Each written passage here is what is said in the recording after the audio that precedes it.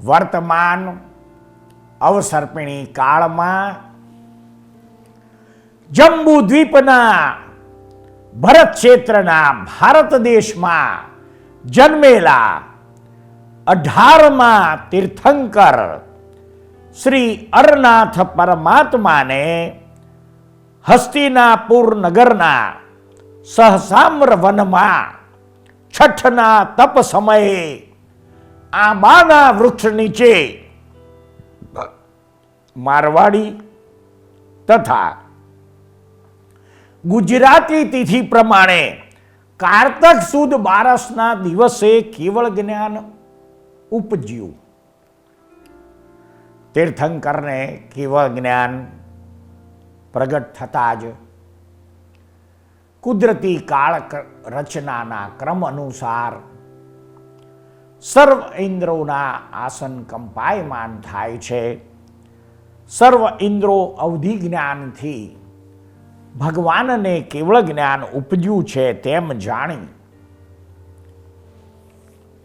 ભગવાનનો ઉત્સવ ઉજવવા સંવત્સરણની રચના કરે છે.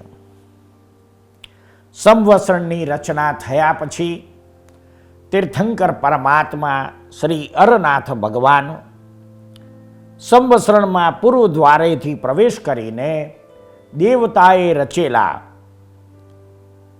બિરાજમાન થવાના સિંહાસન પાસે આવી ચૈત્ય વૃક્ષને જોઈ નમો તિથ્થસ્સ કહી આસન ગ્રહણ કરે છે અને ત્યાર પછી ગણધરોની સ્થાપના થાય છે. શ્રી અરનાથ ભગવાનના 33 ગણધરો બને છે. તેમાં પ્રથમ ગણધર તરીકે કુંભ નામની વ્યક્તિ ભાગ્યશાળી બને છે.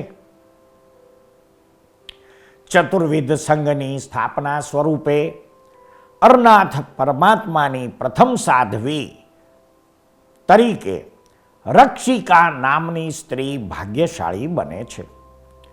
અરનાથ ભગવાનના પ્રથમ સાધુ, પ્રથમ શ્રાવક તથા પ્રથમ શ્રાવિકીનું નામ અત્યારે જે આગમો ઉપલબ્ધ છે તેમાં જણાવેલ નથી, અર્થાત અપ્રસિદ્ધ છે. અરનાથ પરમાત્માને કેવળ જ્ઞાન થયા પછી તેમના મુખે જે ધર્મદેશના નીકળી તેનો પ્રધાન વિષય રાગ દ્વેષનો ત્યાગ અને મોહ ઉપર વિજય એ હતો. હવે આપણે અરનાથ પરમાત્માના મુખે અર્ધમાગધી ભાષામાં માલકોશ રાગમાં અને 35 ગુણોથી યુક્ત એવી પ્રત્યક્ષ સરસ્વતી સ્વરૂપ દિવ્ય વાણીમાં જે દેશના નીકળી હતી તે દેશનાના સારને સાંભળીશું અને તેને સમજવા પ્રયત્ન કરીશું. સંસારમાં ધર્મ, અર્થ, કામ અને મોક્ષ આ ચારેય પુરુષાર્થોમાં એક મોક્ષ જ એવો પુરુષાર્થ છે કે જેમાં સુખથી છલોછલ ભરેલો સાગર ઈલોળા લઈ રહ્યો છે. તેમાં એકાંત સુખ છે, દુઃખનો એક સૂક્ષ્મ અંશ પણ નથી.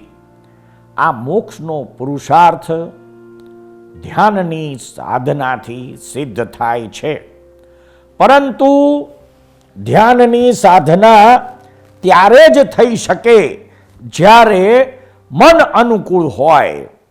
મનની અનુકૂળતા વિના ધ્યાન થઈ શકતું નથી. જે યોગી પુરુષો છે તેઓ તો મનને આત્માના અધિકારમાં રાખે છે, પરંતુ રાગ વગેરે શત્રુ એવા છે જે મનને પોતાના તરફ ખેંચીને પૂદગલાધીન કરી નાખે છે. જો સાવધાનીથી મનનો નિગ્રહ કરીને મનને શુભ પરિણીતિમાં લગાવ્યું હોય તો પણ ક્યારેક નિમિત્ત મળતા રાગ વગેરે શત્રુ પિશાચની જેમ વારંવાર કપટ કરીને પોતાનો અધિકાર જમાવવાનો પ્રયત્ન કરે છે.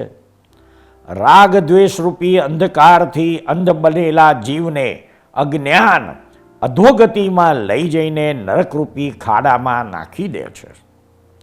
દ્રવ્ય વગેરેમાં પ્રીતિ અને રતિ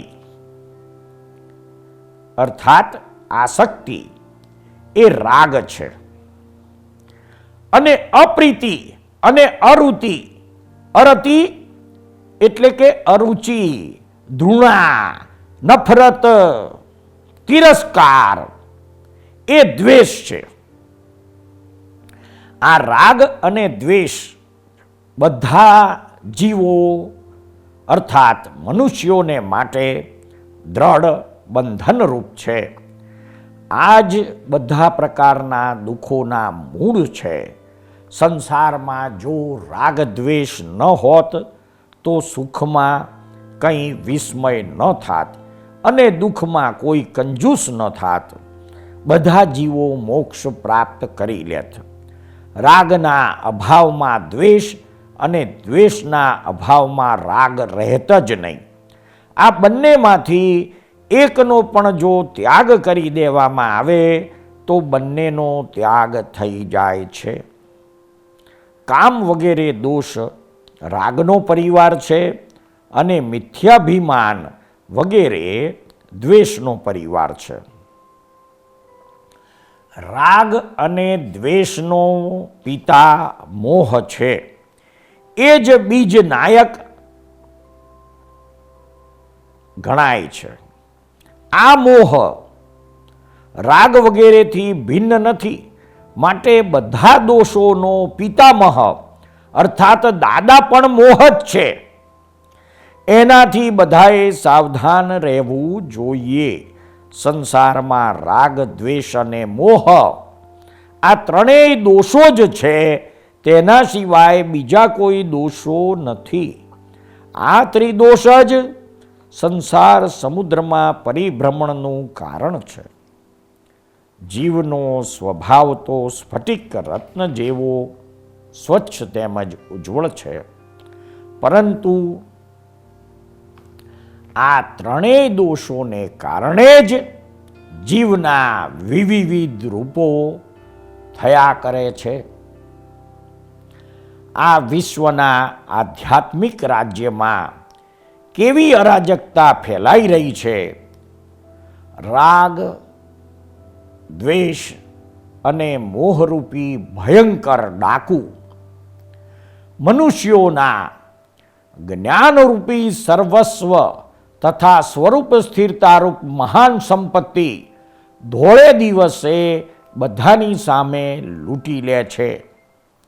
જે જીવ નિગોદમાં છે અને જે જીવ શીઘ્ર મોક્ષ પ્રાપ્ત કરવાવાળો છે, તે બધા પર મોહરાજાની નિર્દય લૂંટારૂ સેના તૂટી પડે છે.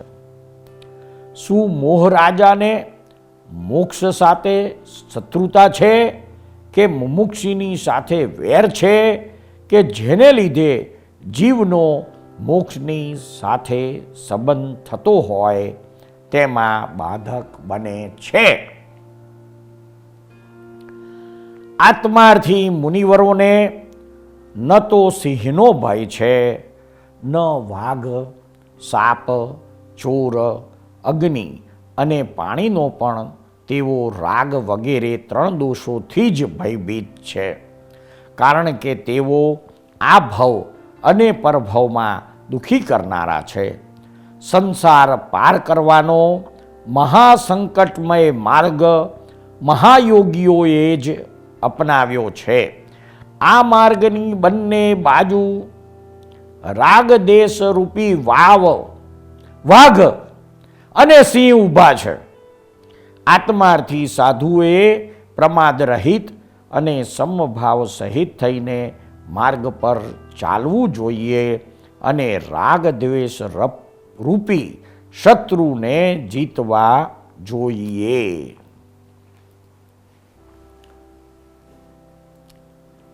તીર્થંકર પરમાત્મા શ્રી અરનાથ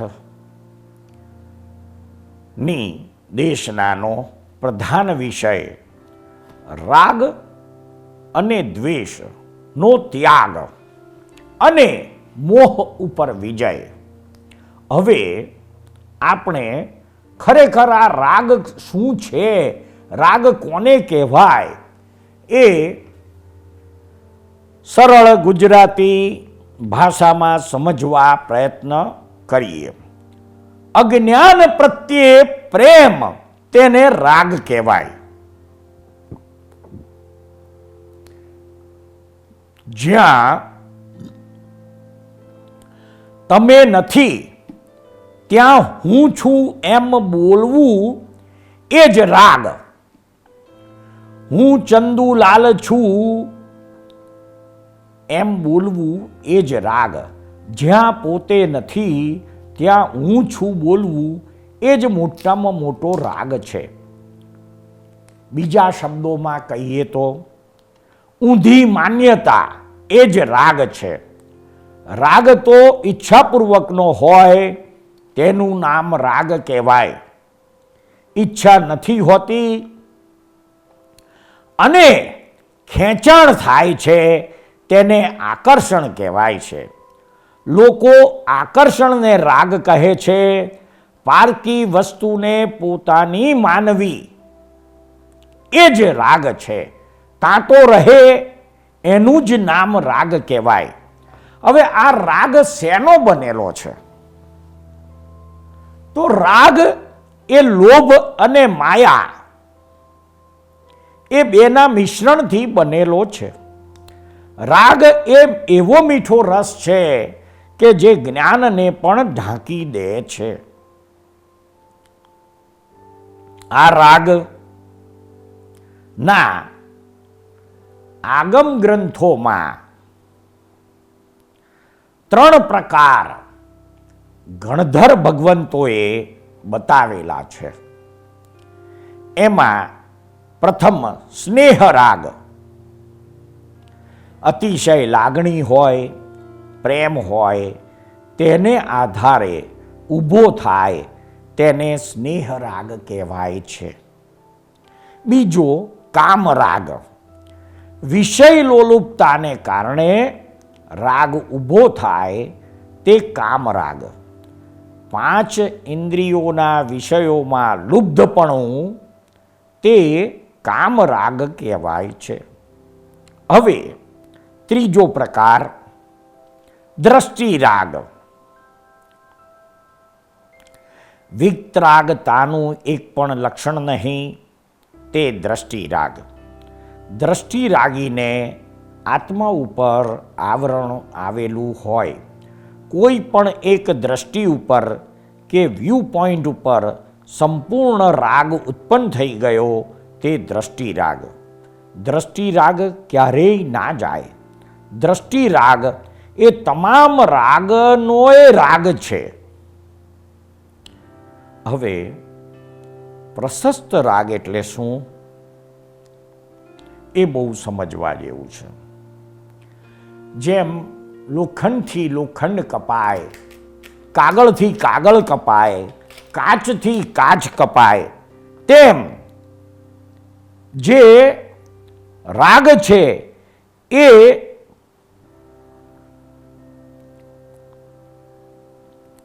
કયા પ્રકારના રાગથી કપાય? તો કે ભાઈ એને પ્રશસ્ત રાગ કહ્યું છે. પ્રશસ્ત રાગ એટલે જે રાગથી સંસારના બધા રાગ છૂટી જાય તે. આ રાગ ઉત્પન્ન થાય એટલે સંસારના બીજા બધા જ રાગ ઉડી જાય. એને ભગવાને પ્રશસ્ત રાગ કહ્યું છે. જે રાગ સંસારના રોગોને છોડાવે તે પ્રશસ્ત રાગ. પ્રશસ્ત રાગ એ પ્રત્યક્ષ મોક્ષનું કારણ છે. કારણ કે એ રાગમાં સંસાર હેતુ નથી. જ્ઞાની પુરુષ પ્રત્યેનો કે તીર્થંકર પરમાત્મા પ્રત્યેનો રાગ તેને પ્રશસ્ત રાગ કહેવાય છે. હવે દ્વેષ કોનું બાળક છે? દ્વેષ એ રાગનું જ ફરજંદ અથવા બાળક છે. જેના પર રાગ કરીએ ને તે વધુ પડતો વધી જાય એટલે એની પર દ્વેષ થાય પાછો. કોઈ પણ વસ્તુ એના હદની બહાર જાય ને એટલે આપણને ના ગમતી થાય, અને ના ગમતી થાય એનું જ નામ દ્વેષ. રાત્રે પતિ અને પત્ની ખૂબ લડ્યા હોય, ઝઘડ્યા હોય, અને બીજે દિવસે સવારે બંનેના મોઢા ચઢેલા હોય તો એ તાંતો કહેવાય. અને આ તાંતો એ જ દ્વેષ છે.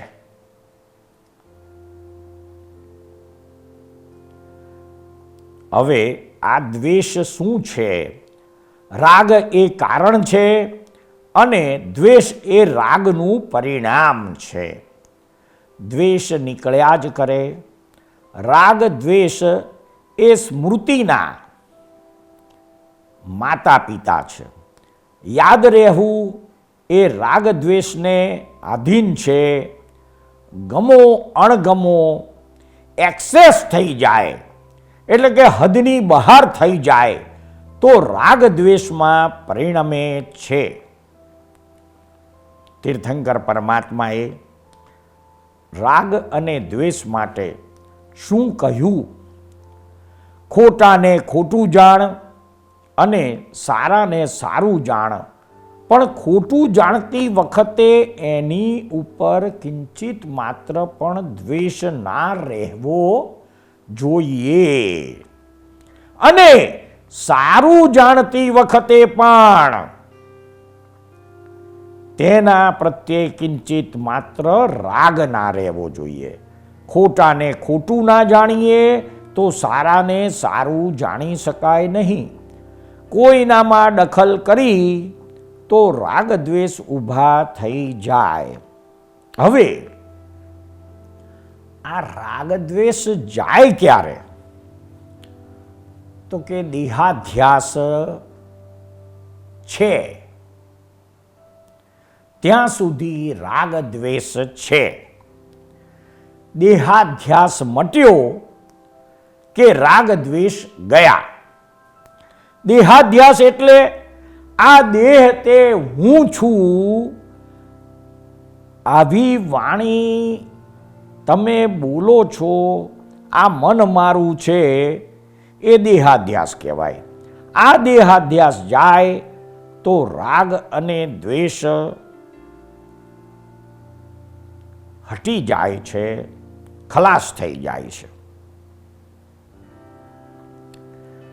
આ યાદ શક્તિ છે ને, એ શેના આધારે છે અને તેને કેવી રીતે ભૂલી શકાય? યાદ એ રાગ દ્વેષને આધીન છે. અર્થાત રાગ દ્વેષને કારણે આપણને કોઈ પણ વસ્તુ કે વ્યક્તિ યાદ રહે છે, યાદ આવે છે. માટે તે જીવ સાથે કંઈક ઋણાનુબંધ અથવા હિસાબ છે, તેથી તે જીવનું પ્રતિકરણ કરવાથી ચોંટ ભૂસાઈ જાય. યાદ આવે છે એટલે જાણવું કે અહીં આગળ કંઈ વધારે ચીકણું કરેલું છે, તો ત્યાં પ્રતિક્રમણ કર કરીએ તો બધું છૂટી જાય. યાદ આવે તેનું પ્રતિક્રમણ કરવું અને ઈચ્છા થાય તેનું પ્રત્યાખ્યાન કરવું. દ્વેષ કોનું નામ છે? તો કે ક્રોધ અને માન એ બે કષાય અને અણગમો, શોક, ભય અને જુગુપ્સા, આ ચારનો કષાય. ક્રોધ અને માન બે મુખ્ય કષાય અને અણગમો, શોક, ભય અને જુગુપ્સા આ ચાર નહીં જેવા કષાય. આ 6 વસ્તુ ભેગી થાય તેનું નામ ભગવાને દ્વેષ કહ્યું છે. રાગ શેનો બનેલો છે? તો કે માયા અને લોભ એ બે કષાય અને ગમો, હાસ્ય, સ્ત્રીવેદ, પુરુષવેદ અને નપુંસક વેદ, આ 5 નો કષાય એ બધા ભેગા થાય એનું નામ રાગ છે. હવે આપણે રાગ દ્વેષનો ત્યાગ કરવાથી જ આપણું આત્યંતિક કલ્યાણ થાય છે તે વાત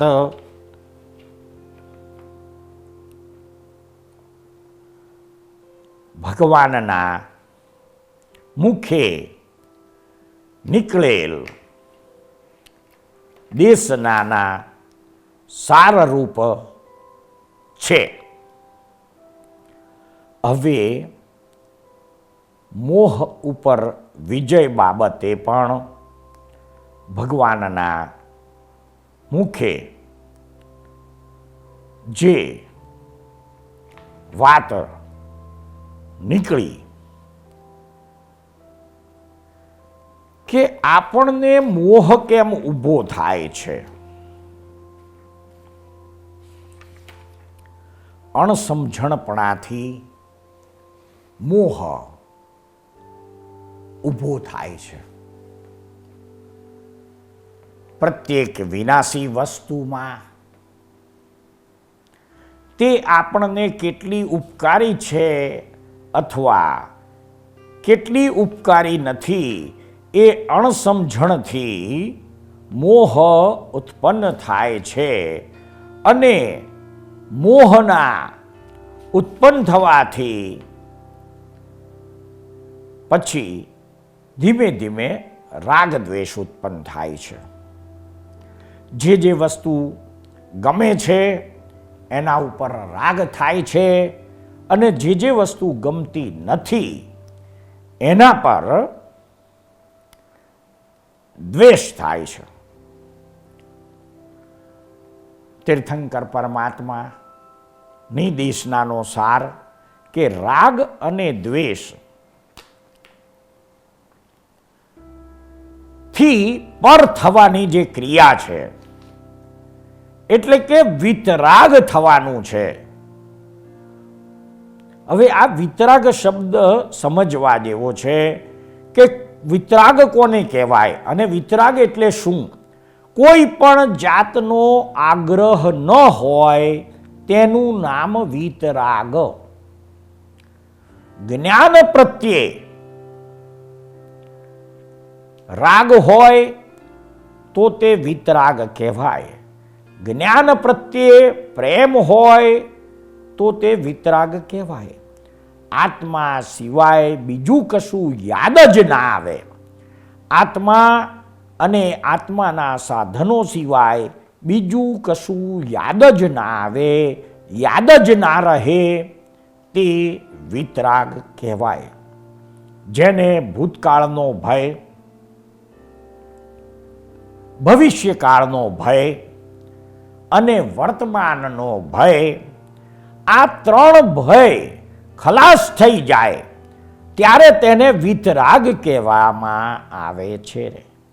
જેને આ જગતમાં કોઈ પણ ચીજ સંબંધી ભય જ ના લાગે તે વિતરાગ. સંભાવે ફાઇલનો નિકાલ કરતો થયો ત્યાંથી માંડીને સંપૂર્ણ વિતરાગ થાય ત્યાં સુધી વિતરાગ કહેવાય. કોઈ જગ્યાએ હારે નહીં એનું જ નામ વિતરાગ. વખતે શરીર હારી જાય, મન હારી જાય, વાણી પણ હારી જાય, પણ પોતે ના હારે. આ જગતમાં કોઈ પણ જીવને કિંચિત માત્ર પણ દુઃખ નથી આપવું એવો નિરંતર ભાવ છે અને એવું વર્તનમાં છે, એ જ વિતરાગ છે. ચારિત્ર મોહ ઉપર રાગ દ્વેષ ના કરે એનું નામ વિતરાગ. હું આ નહીં અને આ મારું નહીં તે વિતરાગ. જગત જેનાથી ખુશ થાય છે તેમાં જે ખુશ થતો નથી તે વિતરાગ છે. ના ગમતા જોડે અભાવ નથી થતો તેનું નામ વિતરાગ. જેને કોઈ પણ પ્રકારનો ડર ના હોય તે વિતરાગ. જેને આ જગતમાં કોઈ પણ જાતની સ્મૃતિ ના હોય તે વિતરાગ. કોઈ પણ જાતના ધર્મ જોડે મતભેદ ના પડે તેનું નામ વિતરાગ. નિરંતર આત્મામાં રહેવું અને પૂતગલમાં સંપૂર્ણ ઉપલક સુપરફ્લ્યુઅસ રહે તેને વિતરાગ કહેવાય. આ જગતમાં કસાઈ જે જાનવરોને કાપવાનું, મારવાનું કામ કરે છે તેવા કસાઈ ઉપર જેને ચિતરી કે ચીડ નથી ચડતી અને દાનેશ્વરી ઉપર જેને રાગ નથી થતો તે વિતરાગ. કોઈ પણ પ્રકારની ઈચ્છા રહિત જેની વાણી વહે છે તે વિતરાગ. પ્રકૃતિ અને પુરુષ બંને સહજ થાય એનું નામ વિતરાગ. જે કોઈના દુઃખે દુઃખી ના થાય તેને વિતરાગ કહેવાય. દુઃખના સ્થાનમાં પણ કંઈ પણ દુઃખ ના લાગે તેનું નામ વિતરાગ. ના ગમતા જોડે અભાવ નથી થતો અને ગમતા જોડે ભાવ નથી થતો તેનું નામ વિતરાગ. વિતરાગ એટલે કોઈ જાતના રાગ દ્વેષ નહીં તે. જગત સુંદર સુગંધિત ફૂલોની માળા ચઢાવે તોય રાગ નહીં અને ચંપલ, જૂતા કે સેન્ડલનો હાર પહેરાવે અથવા ગજવું કાપે તોય દ્વેષ નહીં.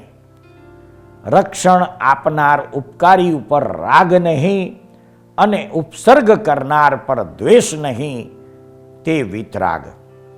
જે કોઈથી ક્યારેય છેતરાતો નથી, તે વિતરાગ. પોતાનું હિત ક્યારેય ના ચૂકે, તેનું નામ વિતરાગ. જેને ત્યાગ અથવા ગ્રહણ પર રાગ નથી, તે વિતરાગ. પરિગ્રહની ઇન્દ્રજાળ સૃષ્ટિમાં જાય અને છતાં અપરિગ્રહ ભાવમાં સ્થિત પ્રજ્ઞ રહે, ચળે નહીં, એનું નામ વિતરાગ. સંસારની કોઈ પણ ચીજ યાદ ના રહે, તેનું નામ વિતરાગ. વિતરાગમાં કરુણા હોય. વિતરાગ શબ્દનો અર્થ જ નિષ્પક્ષપાતી, જે સંપૂર્ણ નિષ્પક્ષપાતી છે, તે વિતરાગ કહેવાય. હવે આપણે આ રાગ અને દ્વેષથી પર થઈને વિતરાગ ક્યારે થઈએ અથવા વિતરાગ ક્યારે થઈ શકીએ, એ જાણીએ. ના ગમતું ચોખ્ખા મને સહી લેવાશે, ત્યારે વિતરાગ થવાશે. વિતરાગ થવું હોય તો જાણી બૂજીને છેતરાજો. જાણી જોઈને એટલે કે જ્ઞાતા દ્રષ્ટા પદમાં રહીને છેતરાજો. ચોખ્ખું મન એટલે સામા માટે ખરાબ વિચાર ના આવે, અને કદાચ આવે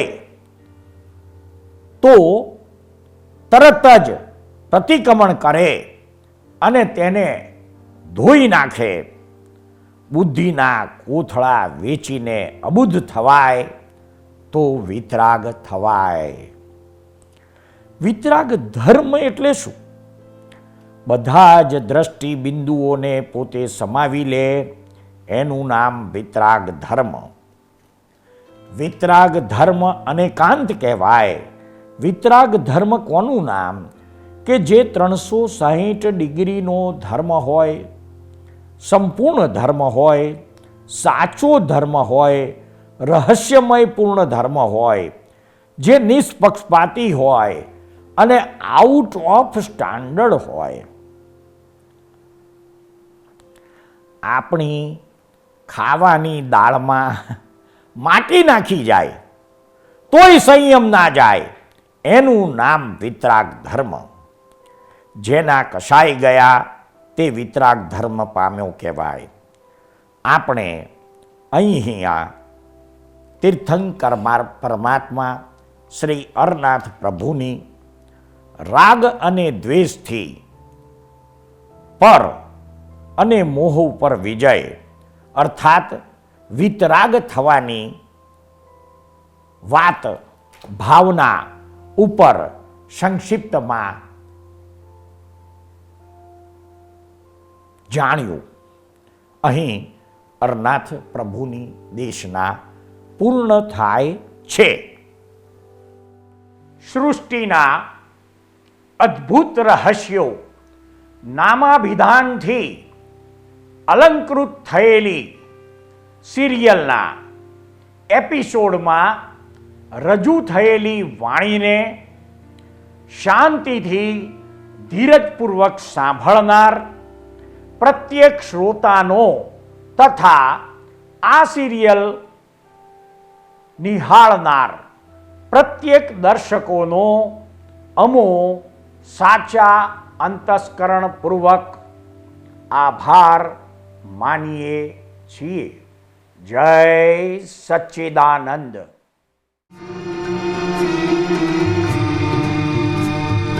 આ દુનિયામાં સર્વે જીવને સુખ ને શાંતિ હુજૂરી. આ દુનિયામાં સર્વે જીવને સુખ ને શાંતિ હુજૂરી.